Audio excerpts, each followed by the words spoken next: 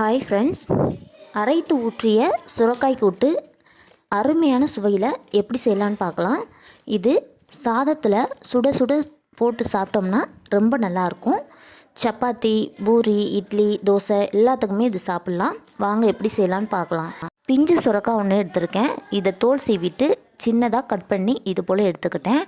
இப்போது கடாயில் எண்ணெய் ஊற்றி எண்ணெய் காஞ்சதும் கடுகு, உளுத்தம்பருப்பு போட்டு தாளிச்சுக்கலாம். இது கூட பொடியாக நறுக்கின வெங்காயம் 1 சேர்த்துருக்கேன்.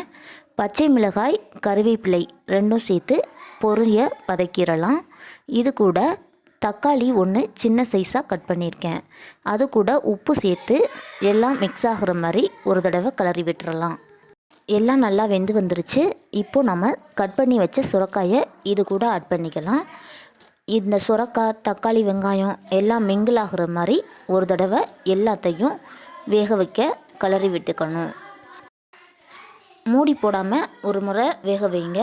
இப்போது நான் அதில் பருப்பு சேர்த்துருக்கேன். வேக வச்ச பருப்பை சேர்த்து அதையும் ஒரு தடவை நல்லா மிக்ஸ் பண்ணி விட்டுக்கலாம். இப்போது தூள் சேர்த்துக்கலாம். மிளகாய்த்தூள், மல்லித்தூள், மஞ்சத்தூள் 3 சேர்த்துருக்கேன். எல்லாத்தையும் சேர்த்து எல்லாம் மிக்ஸ் ஆகிற மாதிரி ஒரு தடவை கிளறி விட்டுக்கலாம்.